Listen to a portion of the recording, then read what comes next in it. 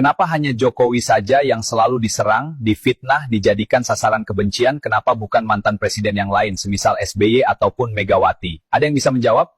Padahal kita semua tahu jasa Jokowi begitu besar tak terhingga, kini kita mulai merasakannya, mulai dari jalan tol yang tidak ada sebelumnya, dan kita tahu setiap lebaran terjadi kemacetan yang luar biasa. Sekarang ketika terjadi krisis minyak dunia akibat perang Amerika-Iran, kilang minyak Balikpapan hasil karya Jokowi tetap kokoh berdiri tanpa kesombongan mengayomi rakyat dengan harga yang tetap bertahan.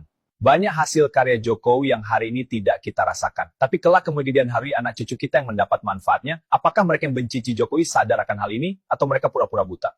Jokowi adalah pemimpin yang bijak, cerdas dan berani. Beliau bukan tipe seorang pemimpin yang hanya bersandar di kursi kebesaran. Beliau juga bukan pemimpin senang dengan pujian. Jokowi adalah seorang pemimpin yang selalu berdiri memandang jauh ke depan. Setiap pemikirannya selalu diwujudkan walaupun penuh dengan tantangan. Ketika cara suaranya tidak meledak-ledak, selalu tenang tapi penuh makna dan bobot. Ia menunjukkan bahwa keberanian bukan hanya pandai teriak atau memaksakan kehendak. Beliau adalah pemikir ulung, setiap hasil karyanya bermanfaat buat masyarakat, dan juga beliau seorang yang dengan tegas berani mengambil keputusan yang tepat. Di saat orang lain mundur karena takut, justru beliau tetap melangkah maju. Itulah Jokowi.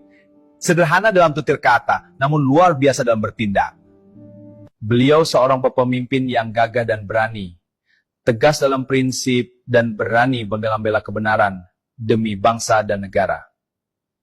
Jokowi adalah mantan presiden terbaik yang kita punya. Walau dihujat difitnah tak membuat beliau murka, dan tak pula membuat masyarakat mencinya. Nama Jokowi akan tercatat dalam sejarah bangsa ini sebagai presiden terbaik. Suka tidak suka itulah fakta, mayoritas masyarakat mencintainya.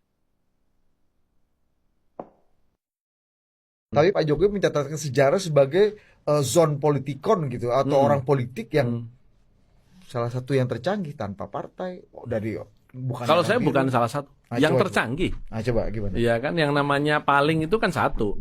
Sekarang paling canggih ya Pak Jokowi. Soal bahwa kita setuju atau tidak berkali-kali saya sampaikan itu terserah penilaian netizen ya. Tetapi Pak Jokowi akan semakin menancapkan kuku. Kenapa?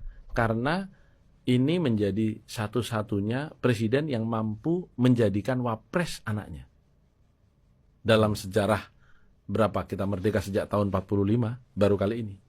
Kan nggak ada sebelumnya. Pak Harto itu baru taruh Mbak Tutut jadi Menteri Sosial, itu setelah 35 tahun berkuasa, meskipun hanya untuk 2 tahun ya. Tetapi Pak Jokowi menaruh putranya sebagai calon wakil presiden, akhirnya menjadi wakil presiden, hanya dalam waktu 9 tahun berkuasa. Itu dahsyat. Dan selalu saya katakan, Pak Jokowi memulai karir politik sebagai wali kota tahun 2005. Menjadi presiden tahun 2014. Hanya butuh 9 tahun untuk seorang Jokowi dari wali kota naik menjadi presiden. Dan itu tidak dimiliki oleh siapapun sebelumnya. Nah sekarang yang terakhir, tentu Pak Jokowi tidak akan begitu saja hilang dari panggung politik.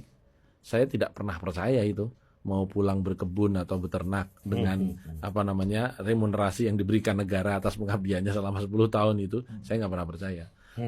Pak Jokowi adalah zon politikon yang akan terus memainkan kartu, dan ini akan berlanjut. Kenapa? Seperti yang pernah saya sampaikan. Jadi piramida kebutuhan Pak Jokowi ini naik terus. Jadi level of risk dari yang dimainkan dalam pertarungan politiknya ya naik terus. Kemarin sudah berhasil. Berangkat dari tadi 9 tahun seorang wali kota tiba-tiba sudah jadi presiden. Kemudian di DKI hanya bermodal 2 partai politik melawan 8 partai politik pengusung Foke. Itu kan sudah dahsyat itu. Terus dari situ beliau melawan orang yang membiayai dan mensponsori menjadi calon gubernur, Pak Prabowo, dan menang tahun 2014. Nah, sesudah orang yang membiayai dan mensponsori beliau lawan dan menang, dirangkul tahun 2019, mengejutkan semua orang. Yang itu tidak pernah terjadi sebelum-sebelumnya. Nah, kemudian pertarungan level of risk-nya semakin tinggi lagi, melawan partainya sendiri, PDI Perjuangan, tahun 2024, berhasil. Nah, saya kira Pak Jokowi akan mempertontonkan lagi kepiawaian-kepiawaian politiknya.